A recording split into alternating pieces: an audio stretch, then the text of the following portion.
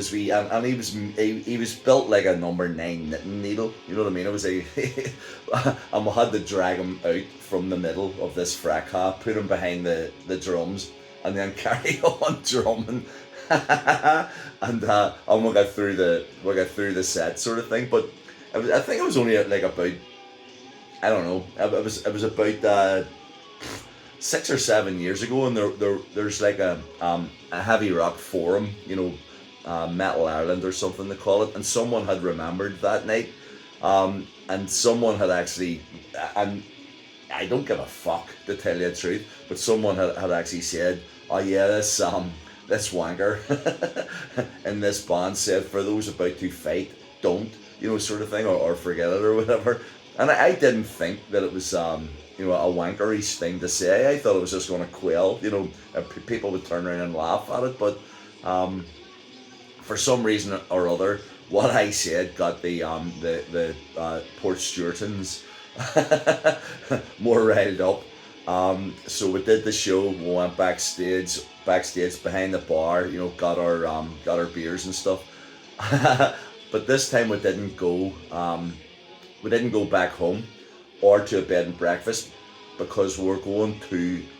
No, we did. We went to bed and breakfast because we were staying that night, and then we were going next day to Donegal or a place called Ballybuffet,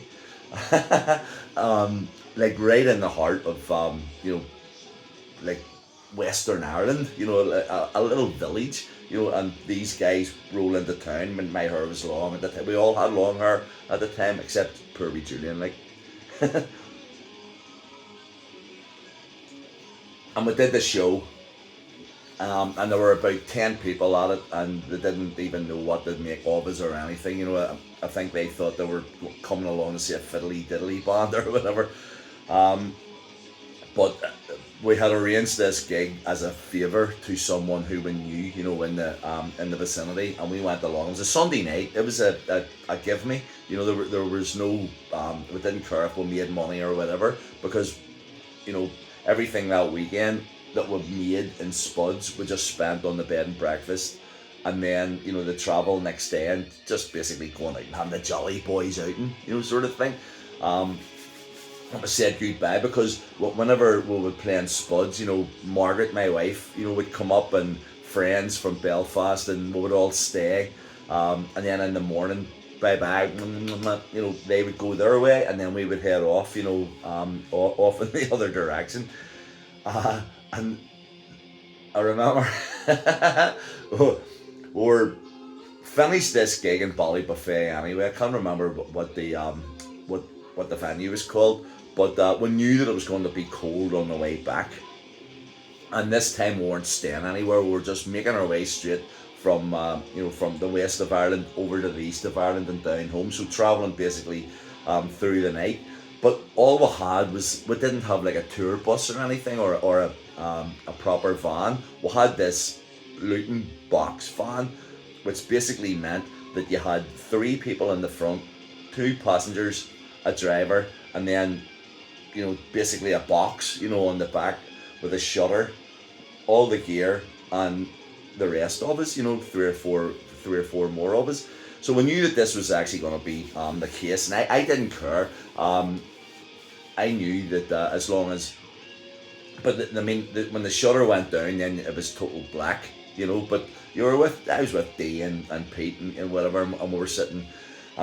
Once again, we had beers with us, so as long as we had that, what else we had was we stole we stole like quilts and blankets, because it was a hotel that we were playing in, so they allowed us to change in one of the rooms, and we knew, this was like February, and heading back to Belfast, we were going to be freezing, so we snuck these like quilts and eiderdowns and stuff into our bags.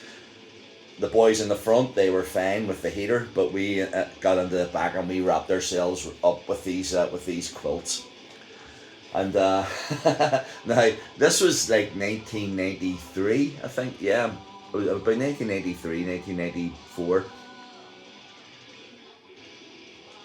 And the British Army were still guarding the borders of Northern Ireland to the Republic of Ireland. So there were checkpoints, obviously, if you had to come from the south, and that's where Ballybuffet was. We technically had went over the border on down past Strabane, over and across the border into the south of Ireland. Which, when you think about it, when you go into Donegal is the if you look at the map of Ireland, not of Northern Ireland, but of Ireland, and this is one for you people around the world to sort of try and figure out. But the northernmost part of Ireland is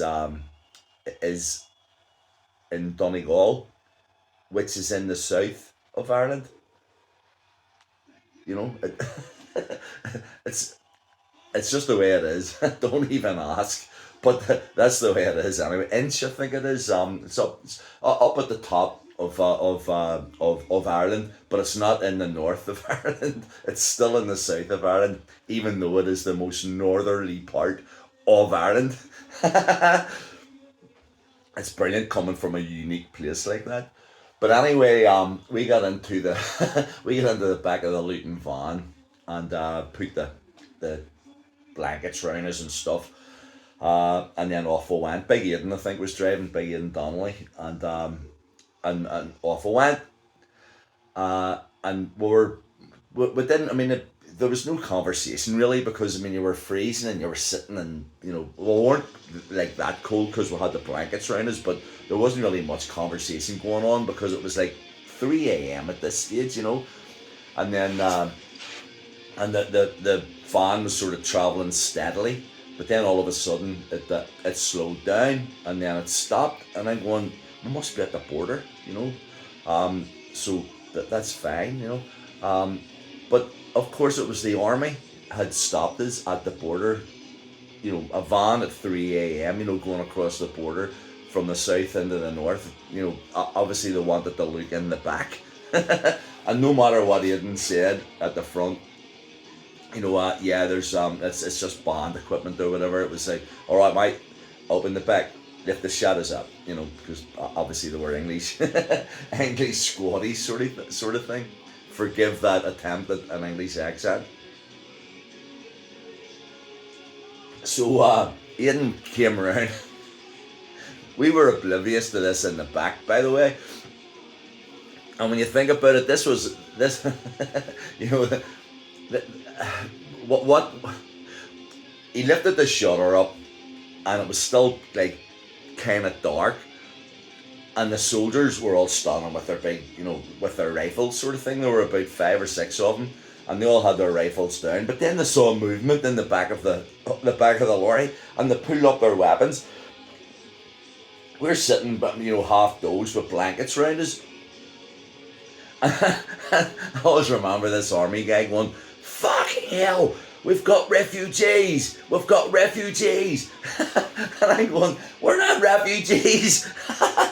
we're Northern Ireland citizens going back into where we come from, trying to keep warm. Is that okay? And the guy went, everyone out. So we had to get out, and it was like, you couldn't even write the script. Spinal Tap wouldn't have had it, You had army guys, with rifles, pinned on us until they could actually get into the back and then search, with their torches and stuff and see that there were amps and speakers and, drum stands and stuff like that. I think one of them actually lifted up a speaker stand, and he was like, I saw his eyes lighting up because he thought he had found a bazooka or something, but it was just a speaker stand.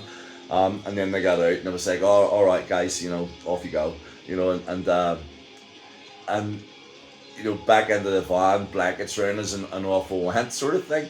But I mean, no matter what happens, in life with regards to success or failure or whatever that you have in a band, any band that I've been in, and I'm fortunate that I still remain friends with most of the guys.